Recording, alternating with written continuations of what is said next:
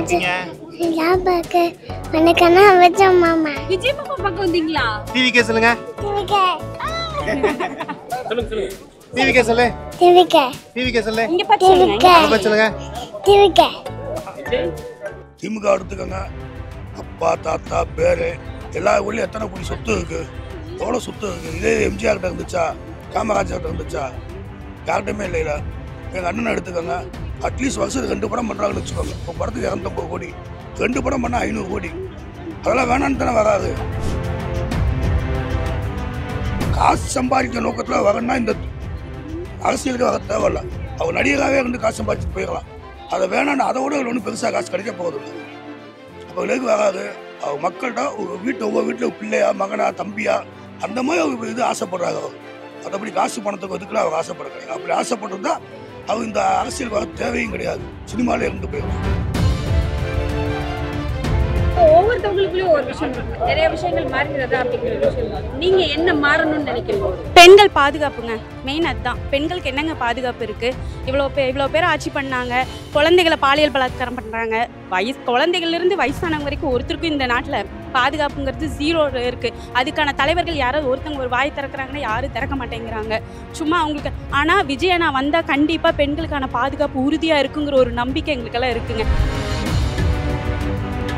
விஜயனை என்ன சொன்னாலும் நாங்கள் ஏற்றுக்குவோங்க. மற்றவங்களாம் கதற சத்தம் தான் இன்னும் கொஞ்சம் அதிகமாக இருக்குன்னு நாங்கள் எதிர்பார்க்குறோம்.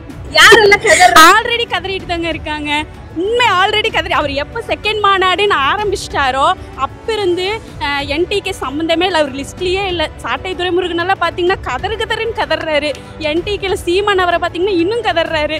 அப்படிங்கும்போது எங்கள் அண்ணா வந்துட்டாருன்னா அவர் என்ன சொன்னாலும் நாங்களாம் கேட்டுக்குவோம். மற்றவங்க கதறதை கேட்குறதே எங்களுக்கு ஆனந்தமாக இருக்குது. ஸோ பவுன்சராக நிற்கிறது ரொம்ப கஷ்டம். மக்கள் எல்லாம் கட்டுப்படுத்துறது ரொம்ப கஷ்டம். இங்கே மாநாட்டுக்கு மக்கள் வந்து வேலை ஆரம்பிச்சதுலேருந்து வந்து போயிட்டு இருக்காங்க. பவுன்சர்ஸாக எப்படி ஃபீல் பண்ணுறீங்க? ஆமாம், மக்கள் வந்து பார்த்தீங்கன்னா இது மதுரையே பயங்கரமாக மதுரை மொத்த தமிழ்நாடே வந்த மாதிரி இருக்குது. ஆமாம், அது கண்ட்ரோல் பண்ணுறது மக்கள் கொஞ்சம் கஷ்டமான ஒரு விஷயந்தான். ஹார்ட் ஒர்க் போட்டு அவங்களுக்கு மக்களுக்கு சப்போர்ட் பண்ணி நாங்களும் பாதுகாப்பாக அது பண்ணிக்கிட்டு வரோம். உங்களுக்கு எப்படி இருக்குது தளபதியோட மாநாடு? எப்படி ஃபீல் பண்ணுறீங்க? ஒரு பெரிய கடல் வந்த மாதிரி, ஒரு சுனாமி வந்த மாதிரி அவ்வளோ மக்கள் கூட்டம் ரொம்ப பயங்கரமாக இருக்குது, பிரம்மாண்டமாக இருக்குது. ஸோ மக்கள் எல்லாம் வந்து போகிறவங்கள என்ன சொல்கிறாங்க? மக்கள் ஆனால் எல்லாமே சேஃப்டியாக இருக்குது. ஒரு சின்ன ஒரு திஷ்டி மாதிரி இப்போ இடையில பார்த்துருப்பீங்க நியூஸில், அது கொடிக்கம்பம் விழுந்தது. ஆனால் யாருக்கும் எந்த சேதாரம் இல்லை. ஒரு சின்ன ஆக்சிடென்ட் கார் தான், அது ஒரு திஷ்டி மாதிரி இதாகிடுச்சு. ஆமாம், கண் திஷ்டி மாதிரி. அது ஒரு வெற்றி தான் அது. ஓகே. ஆமாம், ஆரம்பம் ஒரு தடையம் தான், அது பெரிய ஒரு வெற்றிக்கான அடையாளம். இன்னைக்கே பயங்கரமாக கூட்டம் இருக்குது.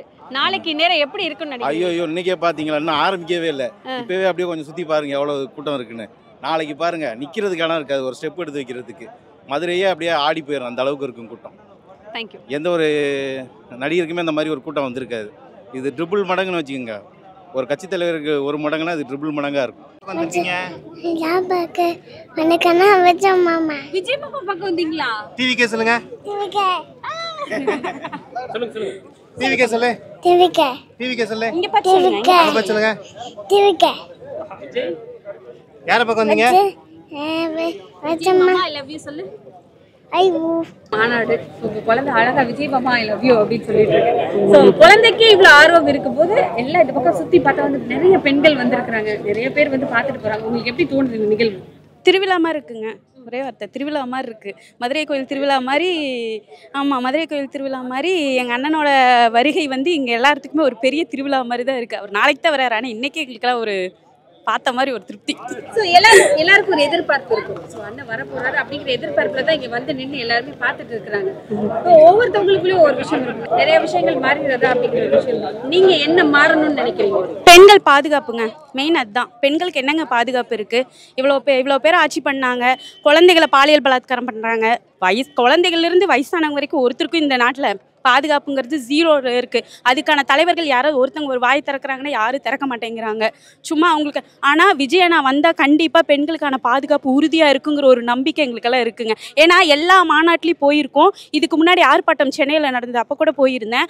அவ்வளோ கூட்டம் இருக்குது. ஆனால் ஒருத்தங்க கூட தப்பான ஒரு இதோ யாருக்கிட்டையுமே கிடையாது. எல்லாருமே எங்களுக்கு ப்ரொடெக்ட் பண்ண தான் பார்த்தாங்க. பசங்க பெண் உள்ள லேடிஸ் போகிறாங்கனாவே ஒதுங்கி நின்று வழிதான் விட்டாங்க. அப்போ இப்படி எந்த மாநாட்டில் இருந்திருக்கு? எல்லா இடத்துலையும் பார்த்தா என்ன பண்ணலாம் தான் அந்த ஒவ்வொரு ஆட்சியுமே அப்படி தான் இருந்திருக்கு, ஒவ்வொரு மாநாடும் அப்படி தான் இருந்திருக்கு. ஆனால் இங்கே நம்ம டிவிக்கே பொறுத்தளவு அந்த மாதிரி எந்த ஒரு இதுவுமே இல்லை, தைரியமாக வரலாம். எந்தெந்த விக்கிரவாண்டி மாநாடுக்கு போனீங்களா? விக்கிரவாண்டி போயிருக்கோங்க. அங்கே அதுக்கும் மதுரையில் நடக்கிற மாநாடுக்கும் என்னென்ன டிஃபரன்ஸ் எல்லாம் இருக்கு?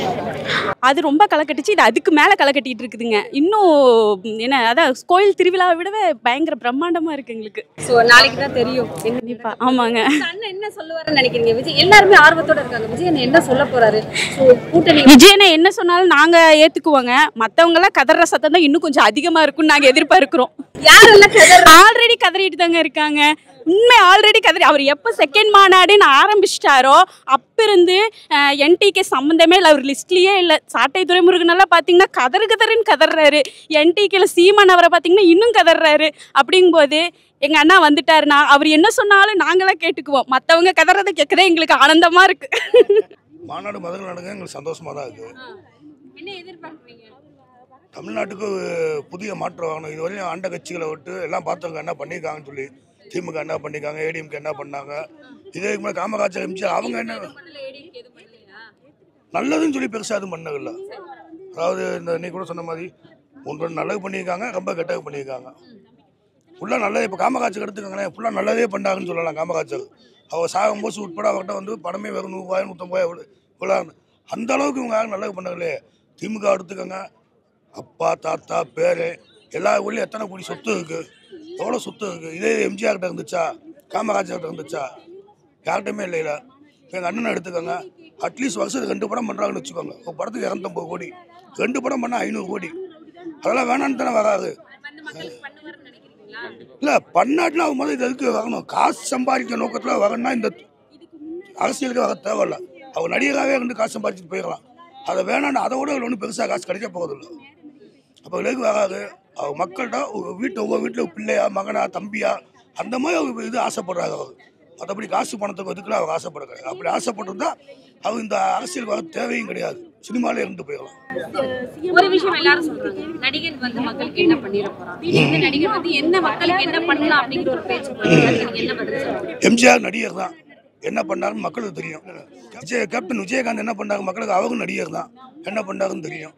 அந்த மாதிரி விஜய் அண்ணே இன்னைக்கு தான் போன வருஷம் தான் கட்சி ஆரம்பிச்சாரு. ஆனால் அவர் கிட்டத்தட்ட எங்களுக்கு விவரம் தெரிஞ்சு 92 நடிக்க வந்தார். எனக்கு தெரிஞ்சவர் 2000 நல்லா பண்ணிக்கிட்டு தான் இருக்காரு. ஒரு நல்ல கட்ட ஸ்கூலு இதாக இருக்கட்டும், குழந்தை பிறந்த குழந்தை மோதகம் போட்டு எதாவது பண்ணிக்கிட்டு தான் இருக்காரு. மதுரை பத்தி கொஞ்சம் சொல்லுங்க. மதுரைனாலே வந்துட்டு ஒரு திருவிழானா மக்கள் வந்து கூடிடுவாங்க. திருவிழா மாதிரி ஒரு பெரிய அளவில் வந்துட்டு ஒரு மாநாடு நடக்குது. அதாவது மதுரையில் இது வரைக்கும் திருவிழானா எங்களுக்கு சித்திரை திருவிழா தான் தெரியும். ஆனால் இந்த வட்டம் சித்திரை திருவிழாவுக்கு வந்து தென் மாவட்டங்கள் மட்டும்தான் கூடுவாங்க. ஆனால் இந்த சித்திரை திருவிழாவுக்கு ஒட்டுமொத்த தமிழ்நாடே கூடுது. அதை விட பிரம்மாண்டமாக தான் இருக்கும் கூட்டம் வந்து.